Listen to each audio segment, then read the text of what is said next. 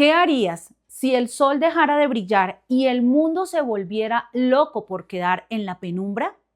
¿O viajarías al pasado aún sabiendo que un mal paso cambiaría por completo tu realidad?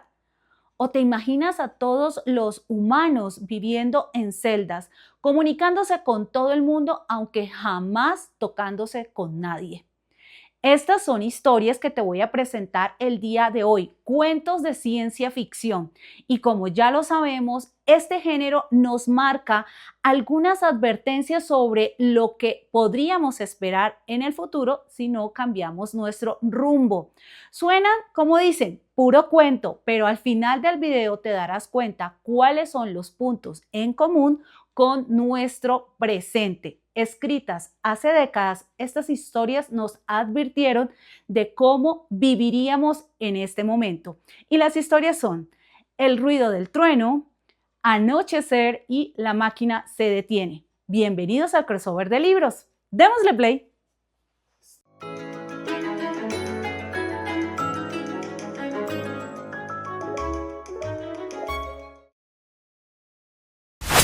En 4 horas el sol dejará de brillar y las tinieblas se apoderarán para siempre de esta civilización.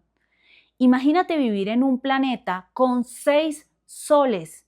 Esta gente jamás ha conocido la oscuridad. Y si tú no conoces la oscuridad, menos has visto nunca las estrellas.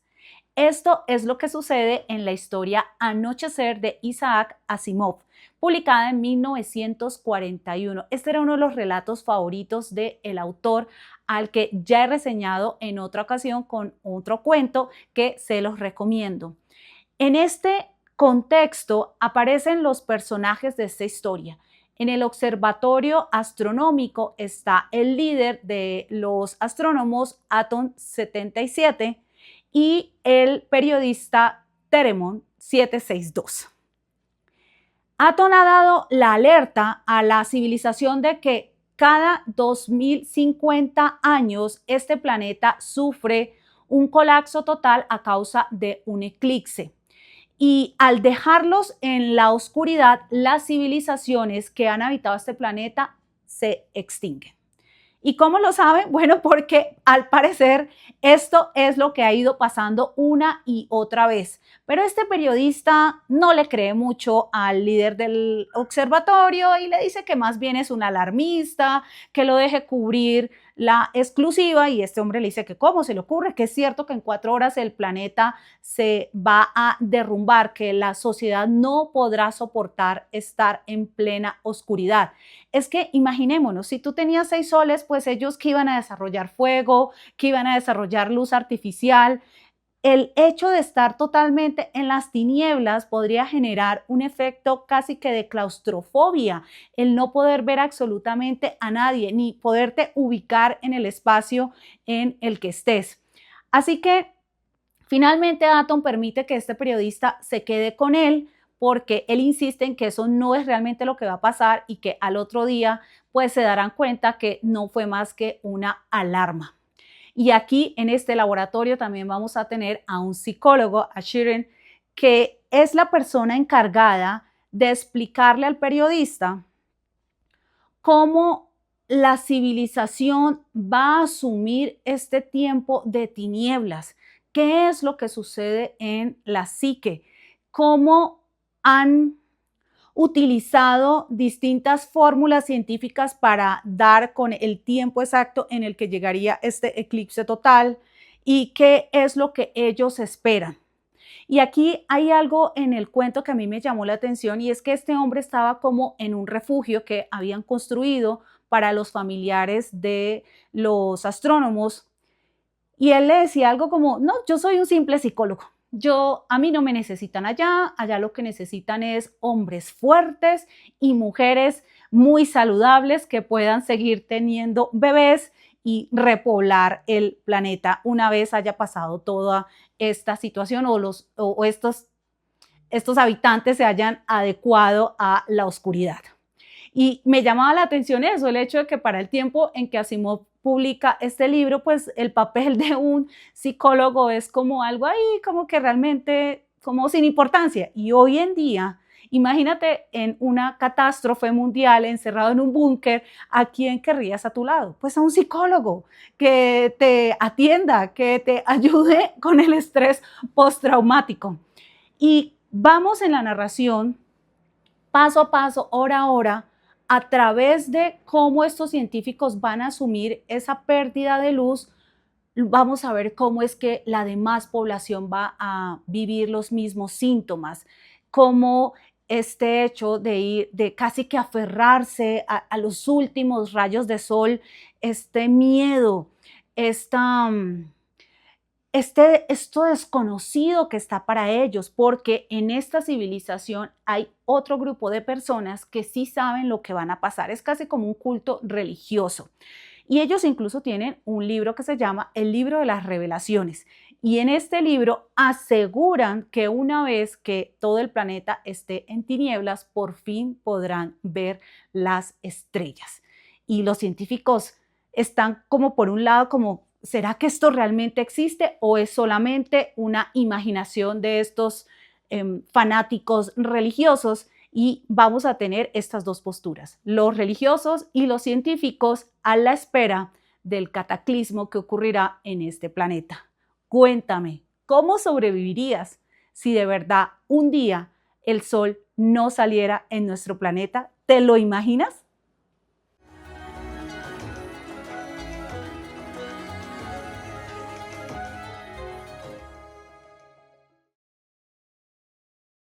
Si pudieras viajar en el tiempo y ver con tus propios ojos a cualquier animal que hayas deseado ver desde niño, seguro que tú, como yo, escogería ir a ver a los dinosaurios.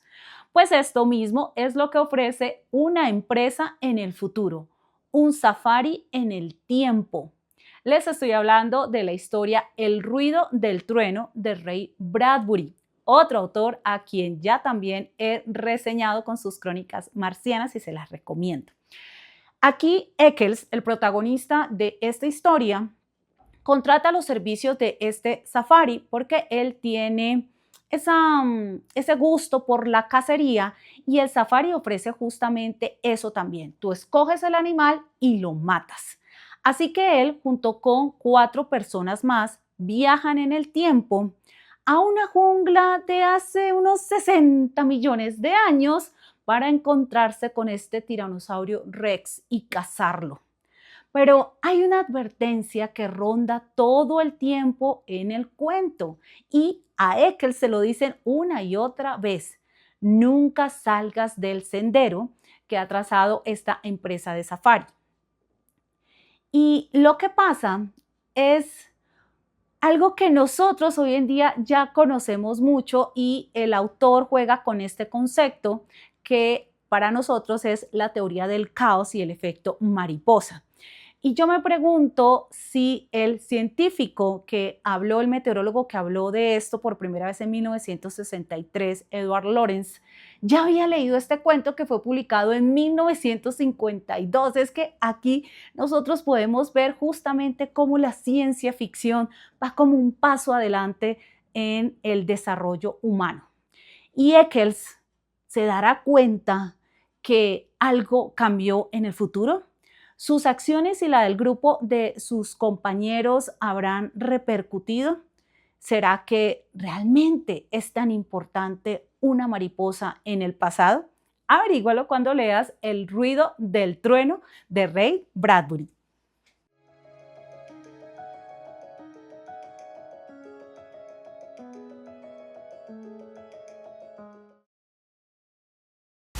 La vida en la superficie de la Tierra finalmente ha colapsado y los humanos que quedaron se ven obligados a adentrarse a la Tierra para sobrevivir. Aquí ya no hay vida en la superficie y lo que nosotros vamos a encontrar en esta historia de E.M. Foster, La máquina se detiene, es a una sociedad que vive encapsulada en unas celdas hexagonales donde ya no hay contacto físico. Esto es casi que un insulto tocar a otra persona, donde tú te comunicas todo el tiempo a través de pantallas, donde las videoconferencias son el pan de cada día, la búsqueda de la espiritualidad, la comida te la da una máquina, la cama te la saca una máquina. En estas celdas, todita llena de botones, que la gran máquina que sustenta la vida de esta civilización es la que rige el tiempo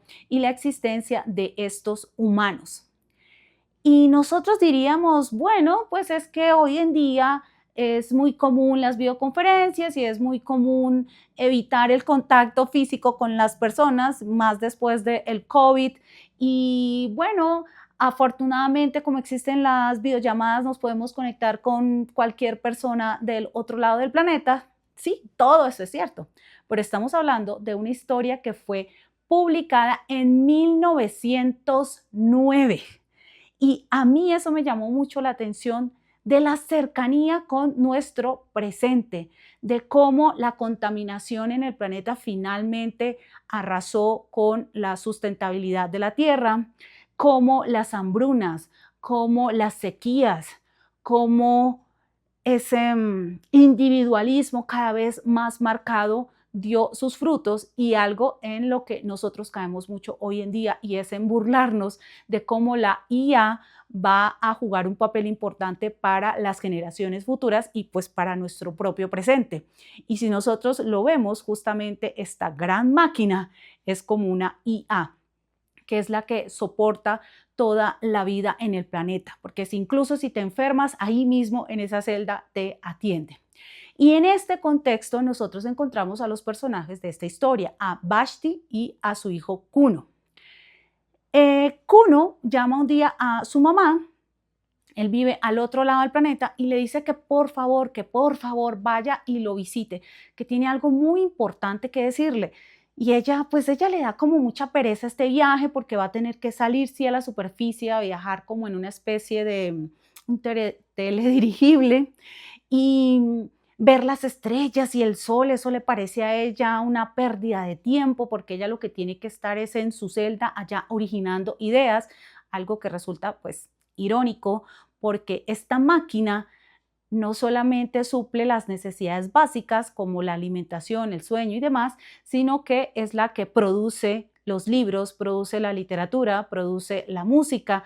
Y uno diría, pues entonces, ¿qué ideas va a estar creando esta mujer? Y toda la fuente de conocimiento es única y exclusiva a través de esta máquina.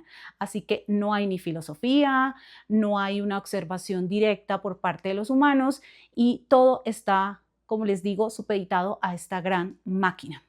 Bueno, esta mamá finalmente va a encontrarse con su hijo, con Kuno, y cuando él le cuenta algo que él ha descubierto, ella queda casi que paralizada, asombrada, porque esta mujer venera a esta máquina. Y no es que solamente sea ella, porque el libro del manual de la máquina es el libro supremo de esta civilización. Así que ella, cuando escucha a Kuno y que le va relatando y le va relatando una serie de acontecimientos que él ha vivido, ella queda muy nerviosa y dice, Dios mío, como que, pues obviamente no dice Dios mío, pero como que este hijo mío, no entiendo cómo la máquina permitió que sobreviviera. Más si tenemos en cuenta que la máquina también elige qué humanos viven y cuáles no. Esta historia realmente te va a atrapar porque tiene demasiados elementos con nuestro presente y cómo nosotros nos conectamos con las demás personas, cómo vivimos nuestra realidad, cómo la familia, el concepto de familia, el concepto de sociedad se van perdiendo, cómo cada vez se busca más y más reducir los espacios en donde los humanos habiten. Y si es una sola persona por cubículo o en una parte de estudio, pues es suficiente.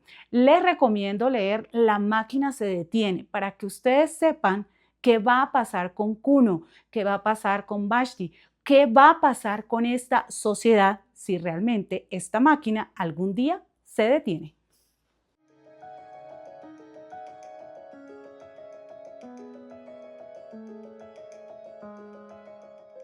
Tres historias que nos van a dejar pensando, porque eso es una de las grandes cualidades que tiene la ciencia ficción.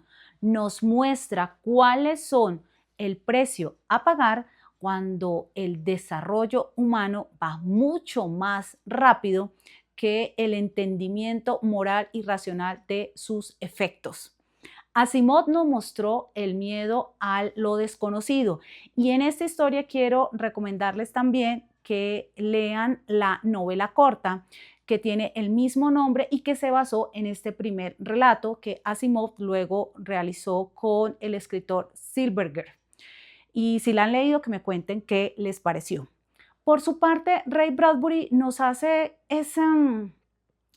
ese llamado a poner muchísima atención a cada decisión pequeña que nosotros tomamos porque creemos que a la final no va a tener repercusiones. Y en estos viajes al pasado me hizo recordar a la película Volver al Futuro e incluso a Endgame de Avengers y de cómo esos eventos que ocurren en el pasado pueden alterar el futuro.